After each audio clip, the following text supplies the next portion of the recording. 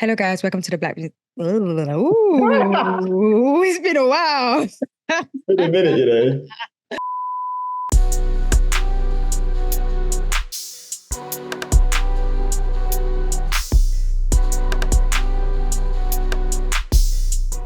Hello, guys. Welcome to the Black Spin Global Podcast. I am Lucy. And I'm Eugene. And guys, welcome to the first pod of 2024. Happy New Year! Happy New Year! How you feeling, Eugene? No, I'm good. I'm feeling good, man. Like First feeling pod of the year, season is back. Very excited, man. And yeah, happy to see all tennis being back. Like, yeah, how are you? Mm-hmm. I'm good. I'm happy about tennis being back, but of course, I'm going to be the typical European tennis fan and complain about the Australian time, baby. Oh God! Look at my eyes, for God's sake! Like, to be honest, I salute you. You actually been staying up, bro. I've tried. Like even last night, I would wake up, be like, yeah. I even went to bed early to nap. When I woke up from that nap, it's like my body was telling me, Lucy, you cannot do this. You need to go and sleep. Like it's hard. Tough. But I'm glad that I've rested this week because that means Australian Open, which starts on Sunday. I'm going to be ready. But I know we're going to be talking about it, but I do want to say first thing, the luck that we have is that this Australian Open, a lot of the black players are actually playing the same day. I've not really looked at the schedule like that, really. I looked at the schedule, baby. Okay. I wanted to be sure about what I'm doing. And literally, I think only Tiafoe and Paolini are the only two players that are playing the same day. Everyone else playing at the same day. Oh, you mean as in Paolini? Oh, Paolini and Tiafoe, they're playing on the same day, but everybody else is playing. Yeah, I think they're playing the day one. And Tiafoe's match is even like was it Paolini or Parks? One of them two. And Tiafoe's match is even at 9 a.m. So I'm telling you, so at least that's good. At least, that means... As in 9 a.m. our time. 9 a.m. our time. It's better than 1, 2 a.m. Come on. Not for me, man. I'm a night owl, but anyway. But anyways, what is a tennis fan without complaining about the time? This is how you know that tennis is back. We're back to the real shit. We're back to complain about the time, back to complain about anything erratic scheduling. Mm-hmm. Let's just stay on the positive. Obviously, before we get into the Australian draw, I do want to say one more thing, guys. We did not forget about the studio. We are heading back to the studio, but we want this pod to come out on time before the Australian Open. So this is the fastest way, so you can get it today. So shout out to us and shout out to Eugene for suggesting for us to do this over Zoom. But we'll be back in the studio soon. Don't worry. I know you like to see our nice faces in 4K, but the studio aesthetic. Exactly. Just not today, but we'll be back. But we do want to crack on some stuff that happened before the Australian Open. Obviously, Black Spin started off strong in that, we came in stepping. Listen, last year, what did we say? We said that this is just the beginning and we already started. Like the season barely started. We were out here collecting some trophies here and there, little singles, little doubles. Small silverware, Small little something. Obviously, we have Coco Gauff winning Adelaide. Back to my back. Auckland. Oh, sorry. Let me go back. Man, let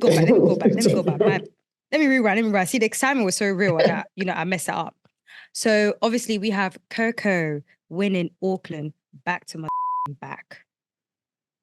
Let's get that straight. She won it last year. She won it again this year. You get what I mean? Didn't drop a set till the final. Mm-hmm. It went into 3 sets against Svetlana. Shout out to her. Shout out to the mom. She's been killing it, bro. Yeah. Like she gave birth and was like, you know what? Don't think because I'm a mom, I'm not gonna kill it out there. So she's doing great. I know a lot of you think I'm a hater and I'm hating on her. I'm not. Shout out to her. I want to make it clear. But big up Coco for defending her title. She came in, and not only she defended the title, but it was so crazy seeing how she was playing. And seeing some changes already, like her serves, girl, I don't know who and what her serves. She was even looking stronger as well. I feel like she's done like a lot of strength and cardio training. For me, physically, she looks like a different player. Definitely. She's like a different player, yeah. And, off season, she was a bit quiet. Like, I feel like a lot of players were posting stuff. She did post towards the end of the year, she did post a few like workout videos here and there. But it looks like she was working out way more. Obviously, you don't post every single thing, but she was definitely working a lot during these times. But honestly, shout out to her. She played really well. I think in one match she even did like a bagel. Like she came in like looking strong. Yeah, That there was some, couple bagels and breadsticks in there. a couple, just a little couple, first bagel the end, nothing. How did you feel about Coco? Yeah, no, it was impressive, man. Like you said, like that's her seventh title now. And yeah, to win it, well, to defend her title from last year. And I think it's always nice to start the year like with a trophy. And like, yeah, she was the top seed and yeah, just did what she had to do, like top seed doing top seed things. And it was nice in the final too, her playing Cicilline, who was the number 2 seed. Like that was the final everybody was expecting, and that's the final of what we got. So bodes well for the future in terms of like, yeah, for Coco anyway, just her game is in a good place. And like we kind of knew that, towards the end of last year, obviously finishing quite strongly in Cancun. I think she reached the semi-finals at the WTA finals. And yeah, we all know how like 2023, like that was like a kind of, it was a landmark year for her. So onwards and upwards for Coco. Yeah, definitely. Shout out to her. Really looking forward to seeing her this training open. We also had Taylor Townsend, aka Three-Peat, in Adelaide. She won her Adelaide doubles title 3 times in a damn. It's crazy because it's mad as well. Because when I wasn't watching the match because I was watching the guys in Auckland. In Auckland. Yeah, because the final was happening, it was going on the same time. But I was kind of keeping an eye like on social media and stuff. And when I saw that she'd won, I knew she'd won it last year, but I didn't know she won it twice last year. So Adelaide, it happened twice. Adelaide 1 and Adelaide 2. So Adelaide 1, she won that with Asia Mohammed. And then the following week, she won Adelaide 2 with Louisa Stefani. I knew I wasn't going crazy. Yeah, because when I double checked, someone put 2022, and I was like, but then do you know what? As I was making the edit of like the rundown, I was like, oh shoot, did I make a mistake on that reel that I made? Because I put only the thing, but I was like, I'm pretty sure that happened to her because I double checked everything. But okay, now it makes sense. Yeah, now it makes sense. That's why in our post we said there were 2 editions of Adelaide last year. So yeah, it's incredible for Townsend. Yeah, honestly. So the first time she won it with Asia Mohammed, second time she won it with Louisa Stephanie, and this year her new doubles partner for the season, Haddad Maia. Beatriz, yeah, Haddad Maia. Yeah, Beatriz. Which a lot of people are actually excited about. Yeah, no, it's looks like a nice team. A nice team. They're both great players, both in single and doubles. So, but this also shows how Taylor's just built different, because the fact that she won those 3 different titles, those 3 titles with 3 different partners, that is amazing. It just shows you that is big, like, she's doing a lot of the big things in it, Very, and very I can't wait impressive. to that converts to also just the singles. But that doesn't mean like, it isn't a good thing. The fact that she's killing it in doubles is still something. So shout out to Taylor Townsend. She's playing at Australia Open, right? Yeah. So she'll be playing with Haddad Maia as well. Right. Yeah. So we're looking forward to her. Last but not least, and as you can see, we've been very excited about this return. I feel like the whole tennis world been excited about this return of Naomi Osaka is back. And she's back like she never left. If this is how someone is playing after 15 months off the court. Crazy. It's nuts. Shouts out to us as well, because we watched that together. That's how we brought in the new year. That's true. Osaka. That's true. So, I could have been outside shaking ass, but instead I spent my New Year's at Eugene's. We literally at BSG headquarters. BSG headquarters. We linked up and we spent the New Year's together. Literally, we popped a little, Prosecco here and there, waited till 1 a.m. to watch Osaka's first match. We were out here shouting and screaming like, Oh, the excitement was too unreal. And yeah, that was actually one of my favorite ways to spend a new year. I'm not gonna lie. I'm gonna be really real. That was cool. So I'm hoping we have nice memories like that again. 100%.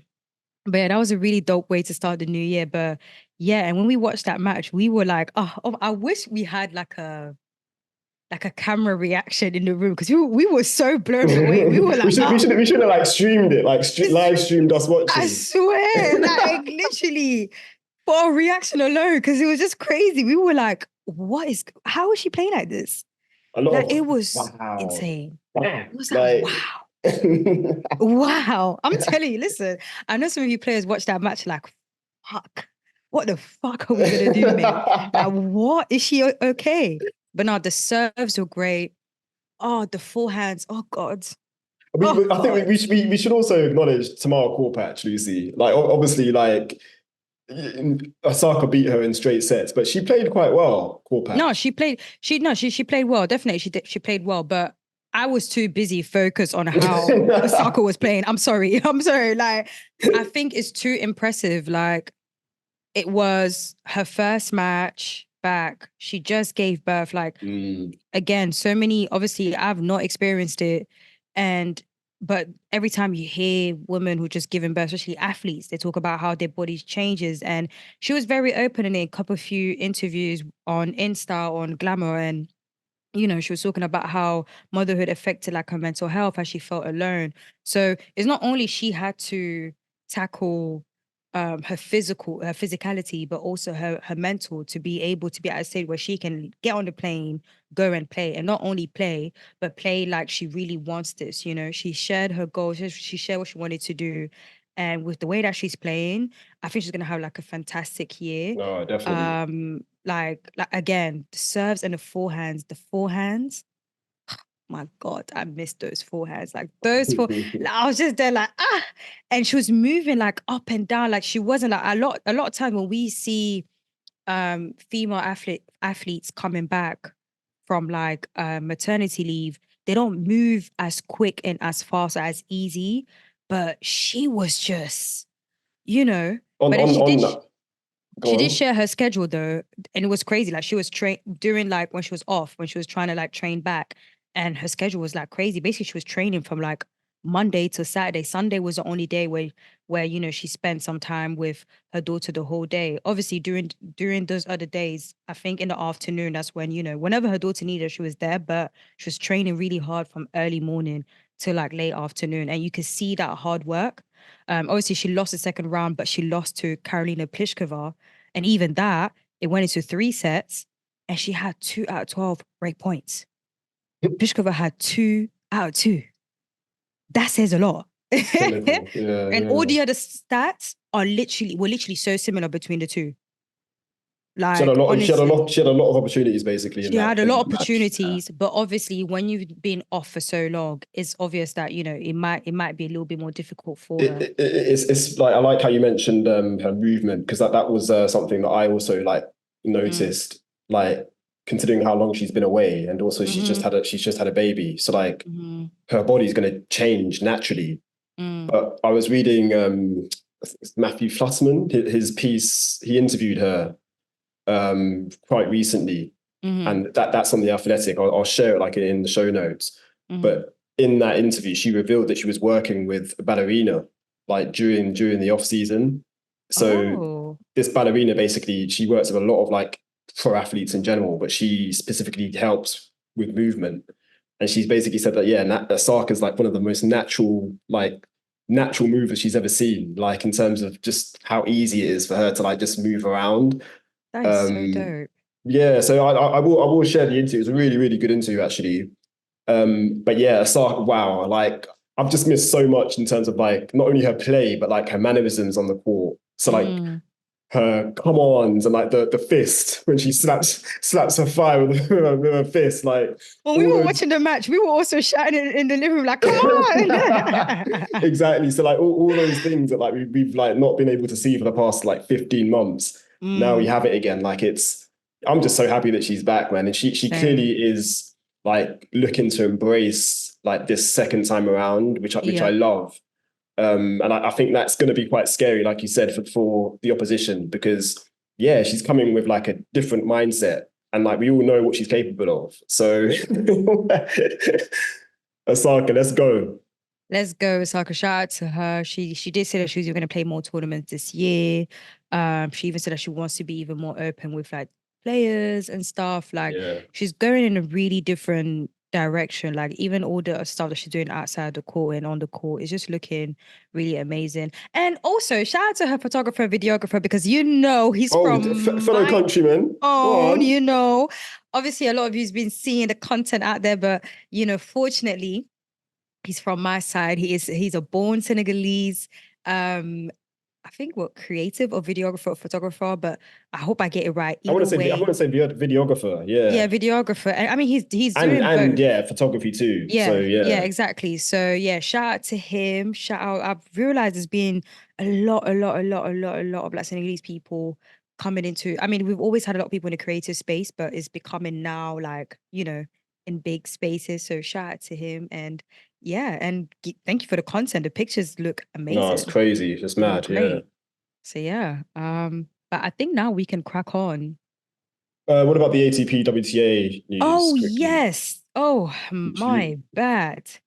Which you did actually mention. So yeah, I did mention. So obviously the WTA and ATP has come together to find some rules and some solutions for late night matches. And also the ball situation. Obviously, as you can see, as you saw last season, there was a lot of issues with a lot of players being injured and stuff because of the whole ball situation. On the balls, though, that they're just reviewing that. There's nothing set in stone. I was just about to say that. Yeah, they did say that regarding the ball, they're still trying to figure it out, but they did have some rules that are going to start as of basically now. So 4 rules. Number 1, no more than 5 matches per day per court with an 11 a.m. start, with 3 matches during the day session and 2 matches during the evening session. No matches to go on court after 11 p.m. unless approved by the WTA/ATP supervisor in consultation with WTA/ATP management. Matches not on court by 10:30 p.m. to be moved to an alternative court by no later than 11 p.m. Last but not least, night sessions to begin no later than 7:30 p.m. with a recommendation for 6:30 p.m. I'm guessing this doesn't include the Grand Slams, right? Exactly, yeah. So it's just WTA, ATP events. Because, the Grand Slams, they kind of make their own rules, don't they? Yeah, exactly. So at least want to start somewhere. Yeah. If it goes well, who knows? Maybe the Grand Slams will implement it too. But it's nice to see that there's been a solution. Like I feel like there's been a lot of times where there's been issues with the ATP and WTA, and we get a solution way after. So the fact that we're finally in a space where they're giving a solution like now, I'm gonna be so honest, I did not think that we'll get something now about it's been pretty like immediate. But they fix it pretty quick, which is great. And hopefully the Grand Slams will take it, because a lot of time these type of things happen during the Grand Slams. Especially in New York. I'm not mad at it.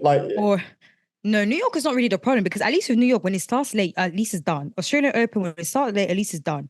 There's one Grand Slam where if it starts late and if it doesn't finish, I'm not saying, it could be any.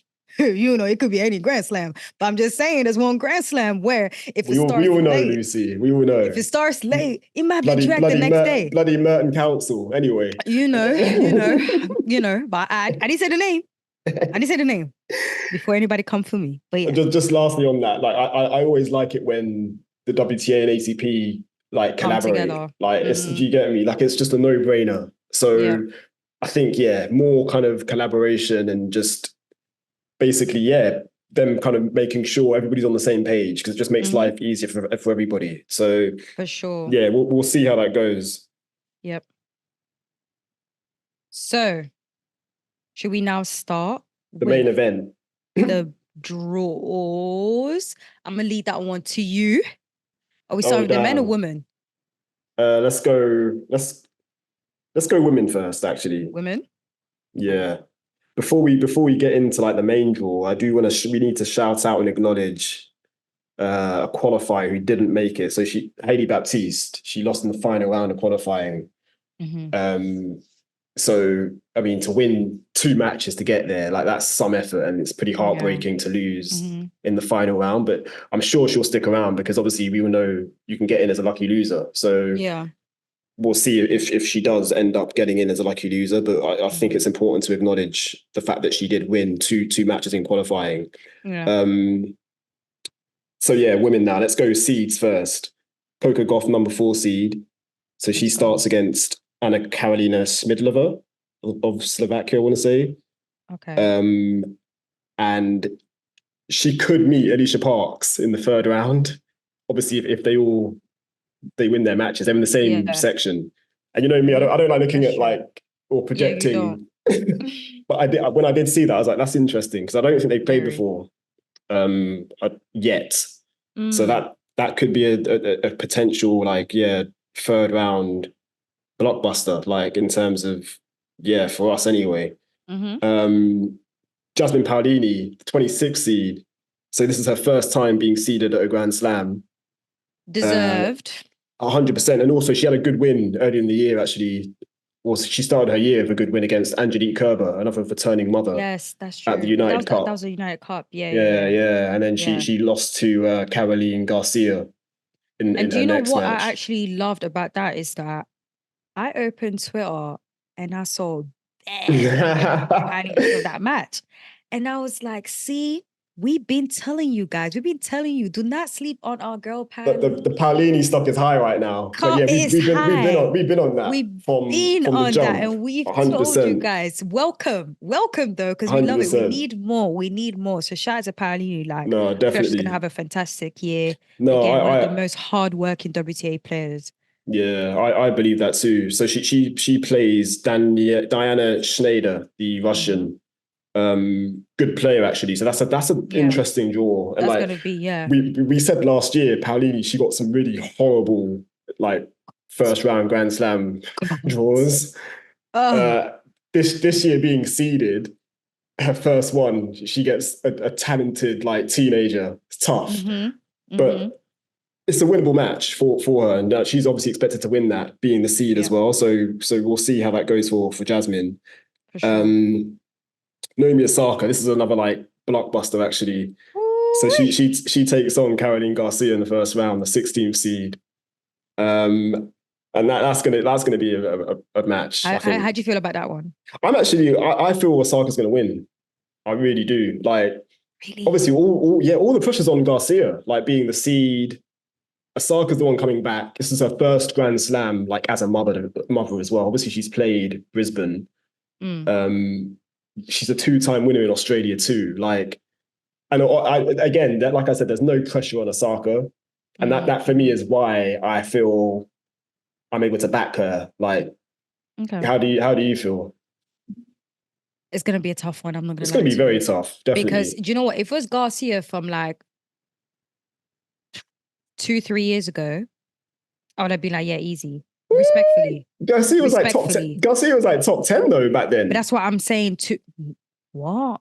He was in the top 10, Lucy, like a year ago. Even a year or even 2 years ago. Let me say 3. There was no. Hold on.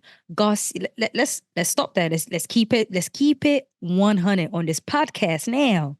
You just check the histories real quick. Yeah, check them history right there. Check them as I'm saying, because so she's currently world number 20. Thank you. That's what I'm saying. 2 years ago, Garcia was only like, was it 2 years ago or a year ago that she started like stepping up out of nowhere? So 2023, she was number 4, end of the year 20th. 2022.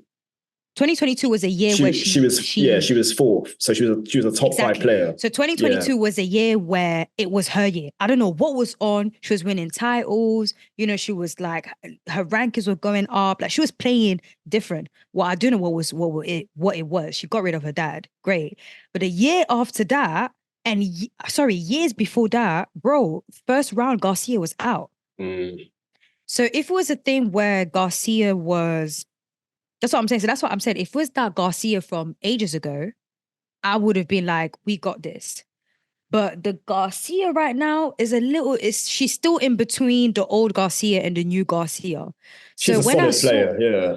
When I saw that, I was like, fuck. But very entertaining match. I'm scared. I'm gonna be totally. I'm not saying it because I don't believe in Osaka, but this is me being realistic.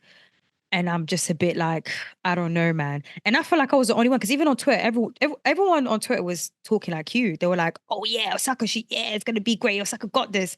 I was reading the tweets. I was like, guys, hello, this is not Garcia from 4 years ago. Please, this Garcia is a little bit different. So we need to, we need to come back on earth right here.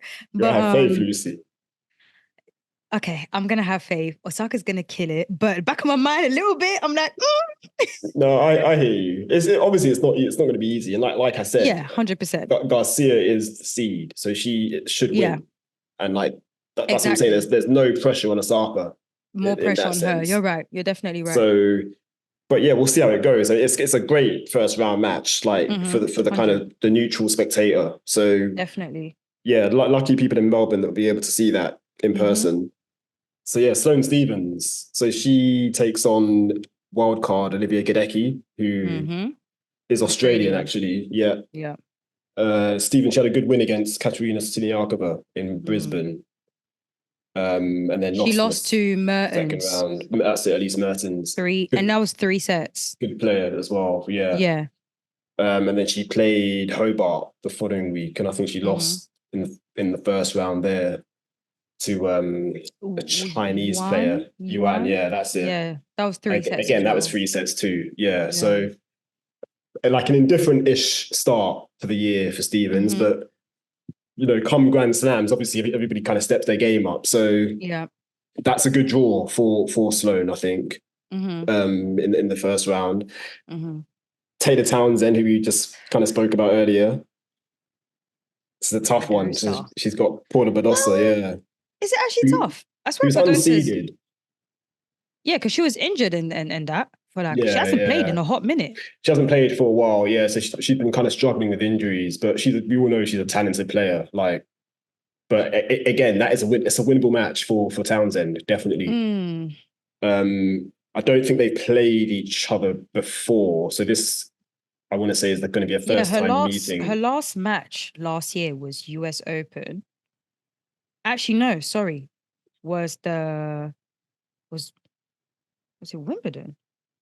Wimbledon. That's it. Yeah. This year she did play Adelaide, and she lost to Adelaide in 3 sets. So I think nah, we should be all right. We should be okay. Yeah, definitely. I'm just seeing if they played before. I don't think they have. I don't think so either. I don't remember. If they had, it has to be doubles, but I don't think so. I think this is their first time. This is the first time they played against each other. Yeah. So it's going to be an interesting matchup. They're quite close in terms of ranking. So like keys. Townsend is 80th, but Badosa is 74. So it's a good matchup in terms of like ranking. But yeah, that's a winnable match, I think, for Townsend. Obviously, she's coming off the back of her Adelaide success in doubles. So good luck to Townsend. And then last but not least, Alycia Parks. So she plays a qualifier I've got here, but obviously now the draw has been made. So I do need to update that. So she's playing a Ukrainian player, Dariusz Snigger. Yeah. Oh, very unfortunate name, but very unfortunate name. She's 21, so she's pretty young as well. Good draw for Parks there. I'm gonna say, Snigger. She's outside the top 100, so she's at 136. And obviously she came through qualifying, so she'll have those 3 matches like under her belt through qualifying. But Parks, she'll be kind of fresh. I don't think she played 1 match this year because she was also with the USA, so United Cup. At the United Cup, that's but she didn't actually play. But she did play. What event did she play before? She played Adelaide. And she lost in the first round she lost in qualifying actually to Katie Bolter, who's Oh, like, okay. yeah, do you know why Bolter's playing qualifying? Oh, Adelaide was a 500. That's why. Okay. Um, I, so I, yeah, Parks should be looking for a first win of the year at the Australian Open. And again, that's like we said, that's a decent draw for Parks. So good luck to her. Definitely.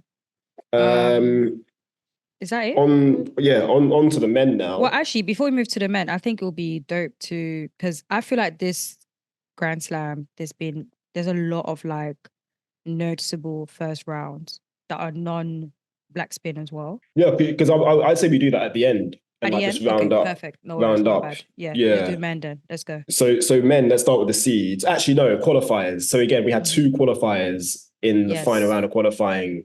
And again, I had my eye on this while I was watching Arthur Feast and Arturo Feast and Ben Shelton in Auckland. But so yeah, Gabriel Diallo, he was playing David Goffin in the final round of qualifying. He actually won the first set, but lost in I'm three. surprised that Goffin had to qualify. I know, yeah, he's dropped very low in the rankings. I think he was out. He's been out injured though for a while too. Former top 10 player. Okay. So like that when I saw that round, when I saw that draw for Diana, I was like, that is so bad. Like just unlucky to get bloody Hoffman. Like exactly. But like I said, he won the first set and then lost in three, unfortunately. So good effort on his part for winning the first two matches to get to that final round of qualifying. And also Giovanni Bepeshi Pericard, the French kid, he also lost in the final round of qualifying to a fellow Frenchman, Hugo Grenier. And again, that was a 3-set defeat too. So tough like losses in the final round of qualifying for both Diallo and Mepeshi Pericard. But again, they could possibly make it as lucky losers. So I'm sure they'll be sticking around. But yeah, on to the main draw. So Ben Shelton is the 16th seed. Obviously, last year, quarterfinals he reached. Oh, yeah. And yes, it's a tough one he's got in the first round. But Roberto Bautista Agut, the veteran, the Spanish veteran. But we need to shout out Shelton though, because he's had a good start to the year. Yeah, he did. Reaching the semis. Semis at Adelaide? Auckland, sorry. Top seed as well. Yeah. And played some really good matches, like in terms of like just his level. I was really impressed with like his level. He did lose in the semi-final to Taro Daniel of Japan. In a good match. Daniel guy has been moving up, you know. Yeah, he's a good player. And like he's also had some big wins in his career. Like I want to say he's 30, as in 30 years old. But yeah, he's beat Djokovic. Okay. Commentator kept mentioning that. I think it was Indian Wells in like 2018 or 2019. So he's just a solid player. Like think Japanese, like you think obviously Nishikori, like he's kind of hardworking, just a grinder. And that was kind of how it kind of played out yesterday against Shelton. So yeah, Shelton, Bautista Agut. And then we've got Francis Tiafoe, the 17th seed. He takes on Borna Coric, the Croatian, who's unseeded. That's a tricky first round. Yeah. And they've only played I think they played each other once. I was about to say, and I think Davis Cup, Coric won. Yeah, that's what I was about to say, yeah. Yeah. But obviously that was like 2018. It was a long time ago. And like obviously, yeah, you all know Tiafoe is a different player, like compared to where he was in 2018. When he played, I kept some notes just in case I don't forget. He played at Hong Kong. He didn't go to Australia, which I'm gonna lie, I was actually quite surprised that he did that. Really? Because the time zone is pretty similar. Like I'm not talking about the time zone. I thought he would just go to Australia rather than going to Hong Kong. I mean, because he went to Hong Kong. Yeah. But what I'm trying to say is, I'm surprised Feast that he as went. well. Yeah, so him and Feast both went to thing, but at least Feast after that he then went to he went back to Australia. Well, New Zealand, but yeah. Sorry, New Zealand, but yeah. But I was kind of like, I was basically what I'm trying to say is I didn't think he would do Hong Kong, or at least he could have done like Feast. But yeah, but even in that match, like he was his serves were looking like different as well. I think the first set of, oh shoot, You're talking about his match in Hong Kong? In Hong Kong, yeah. The first set of his, I can't remember if it's first or second match.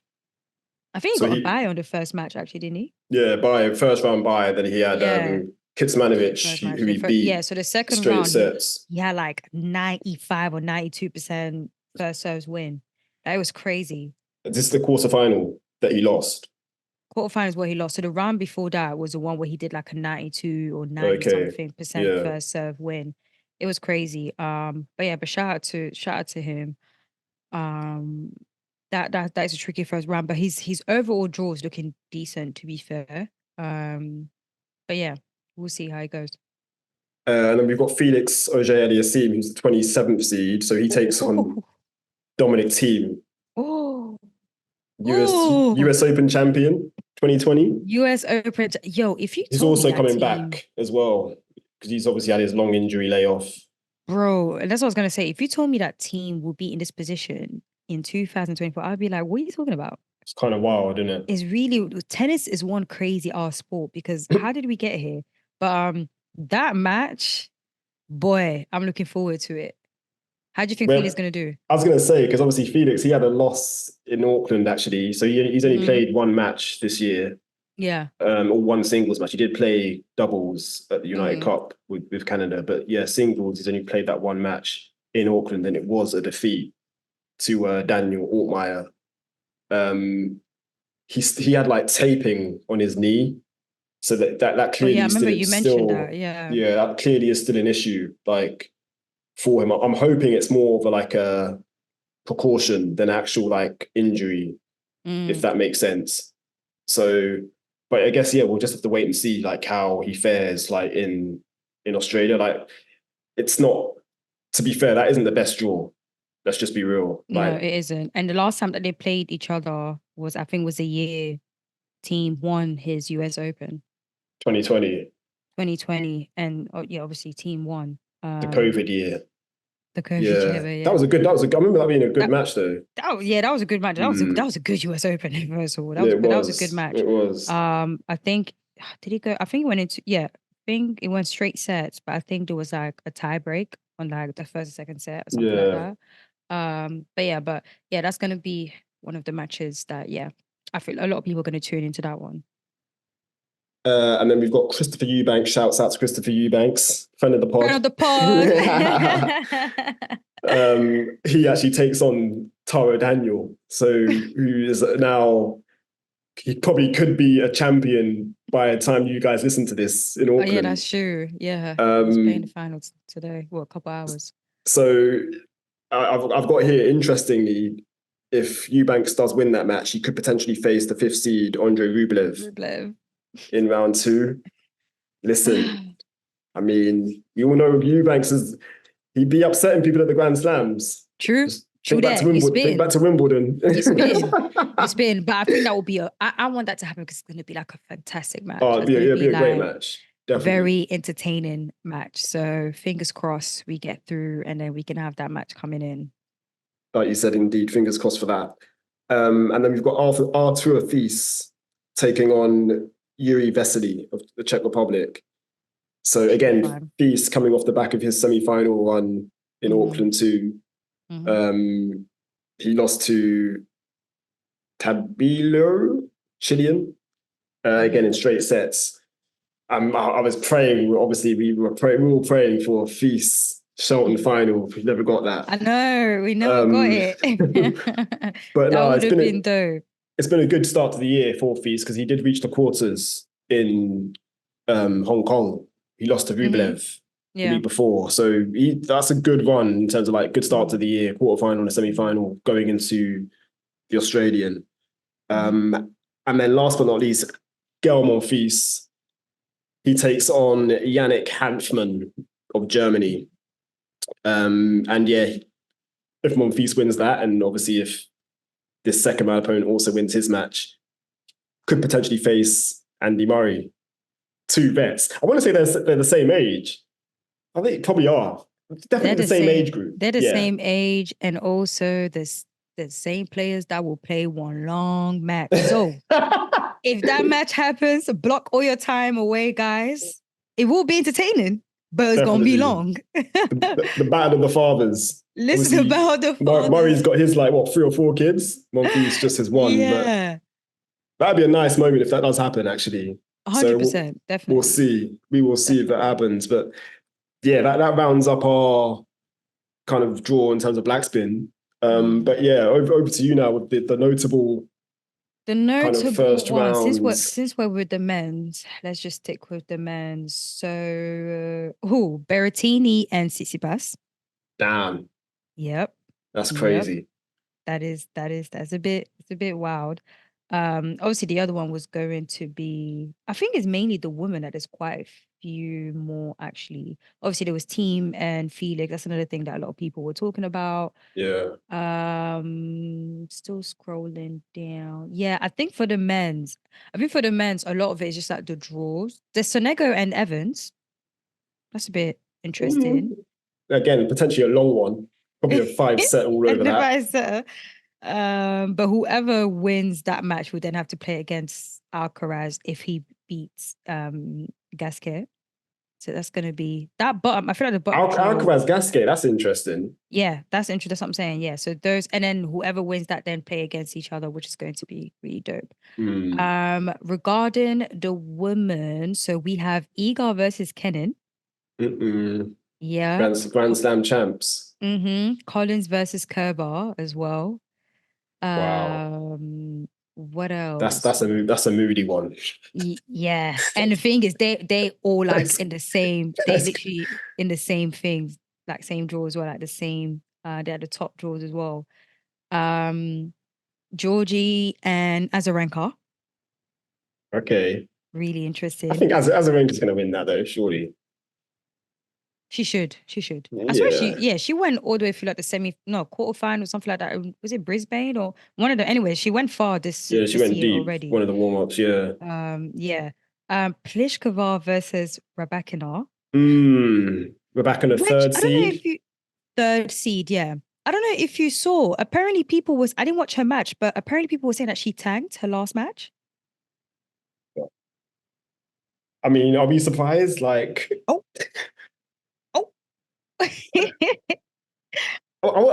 tanking's probably not the right word, but like, there's a Grand Slam happening in literally a few days, and she's a contender to win it. Like, let's be. Do you get me? You're just saying, please use your brain and be realistic. Come on, man! Like, get the hell out of there. Jessica Pegula, she pulled out of her. I think it was a semi-final match. Yeah, she said it was like a GI thing. Listen, whatever it was, I get it. Go to Melbourne. Like, get ready for Melbourne. Get ready for Melbourne. I'm talking about the contenders to win. You need to be in the best possible position. And it's weird, like, because even Uche, shouts out to Uche, who we had on, he was saying, like, he doesn't really understand why players play the week before a Grand Slam. And I was like, to be fair, I think it just helps you get a feel of what's going on. Yeah, I think for me, the top contenders, they don't play. They are in Melbourne training and warming up, getting used to like the environment and the courts. But like players outside the top 20, top 30, they should be playing as many warm-ups as possible, like ranking points and just, to kind of get some matches in. Because you don't know how you're going to do like at the Grand Slam. So I'm never mad to see a player like withdraw from an event close to a Grand Slam. I think it makes sense. Controversial, I don't know, but yeah. No, you spitting facts. So enough of the tanking comments, guys. Enough. Eugene has spoken. Okay, we also have, this one's really interesting, Raducanu and Rogers. Okay, and they're both kind of coming back off long injury. Basically. Yeah. So that's gonna be pretty interesting. And all the other rest are the ones that we've already mentioned from our players, to be fair. Samsonova and Amanda. Amanda Anisimova. Anisimova. They're playing. That's quite tough, actually. Yeah, that's a tough one to call. Yeah, so I feel like a lot of the first rounds are looking more interesting in the women's side, to be fair. A few on the men, but the women, obviously. And also, speaking of the women, shout out to the WTA, man. The fact that we had was it all Yeah, it was all semi-finals, and it was all like the top four. They were all in semi-finals or finals already. Just says that the WTA is different. So shout out to them. So it was Igor, it was Rebecca, it was Coco, and it was Sabalenka. They killed it. They killed it. So shout out to them. Top seeds doing top seed things. I like it. Exactly. So yeah. So obviously we're not getting to the most important bit of the pod. Eugene Allen. What are your predictions for this 2024 Australian Open? Damn, we're really doing this. This is too. It feels like it's way too early, man. I know, right? Man, this is tough. Mm. Yeah, I'm okay. Women, I feel very confident about this woman. This pick, I'm gonna go for. Okay. Because she's coming in hot. Coco. Indeed. Okay. I can see her doing the whole, basically doing the Osaka, winning the US, and then doing the Australian, the back-to-back hardcore thing. Okay. And yeah, she played some good tennis in Auckland, and I just feel like she's up to level. And I do also feel there's going to be a lot of upsets like first week, so a lot of the seeds are going to drop, but we'll see. But yeah, my pick on the women's side is Coco Gauff. Okay. On the men, I always struggle. So, Oz. No Nadal. Which I kind of called, but we won't say anything. I won't say anything. We're gonna go for the men. Oh, it's so boring. It's so boring, but yeah. I mean, he won it like what, 9 times? 10, 20 times? It's gonna be Novak. It's gonna be Novak. I'm sorry to be so boring, but yeah. What about you? Who are you going with? Obviously, man, I've got Novak. Women, you might be surprised by this. Go on. I got Igor. I'm not surprised, to be fair. During the United Cup, I didn't watch her matches, obviously. Well, let me not say obviously, that comes a bit rude. But I didn't really watch her matches. But from the clips that I saw, bro. Yeah, she hitting. As usual, though, man. It's eager. It's not. And the fact that she cried at the end of the United Cup, she's coming for blood. She's coming for blood, bro. She's not playing nice. She was even giving a little attitude to, oh, shoot. Did you see it? Who was it? They were warming up. Fuck. Oh, yeah. King Wing Jen. Yeah. That was too funny. So they were warming up. And Iga, to be fair, she did not realize that the ball that she was like, it hit like Queen Wen and stuff. But Queen was trying to tell her like, yo, like you hit me and stuff. But Iga, her story was kind of like, relax, man, like, you know, like relax. It was an accident, like chill. Like it's not. You love drama, you know, Lucy. Why do you love the drama so much? Because that's what I live for. But it was funny. It was that everyone on Twitter was laughing. It was funny. It was funny. But do you know what I thought of when I saw that? I thought of the interview that we had with the Jenkins brothers when Jameer was like, "Yo, these girls do not like each other. They just like to fight." That automatically my mind went because it didn't need to escalate to that point. Even though it didn't get bad, but it didn't need to escalate to like the little screw face or whatnot. But that's an example to show you that Iga is not playing around. I'm not your friend. I'm here to play. I'm here to win. And that's why I think she's going to be a threat. So not only she has that attitude already coming in, but the way she was playing from those clips that I saw is looking tough. I'm not going to lie. Fair play. So you've just gone real boring though and just gone for one. I've gone real boring. And I always feel like the 2 top seeds. Australian Open is so hard to predict because it's like, Happy New Year and boom, Australian Open. Exactly. If it was at least a couple months before there was the Australian Open, and cool. But it's like as soon as we're starting, it's like we're already talking about Australia. Like, can you believe it? This is starting like basically now.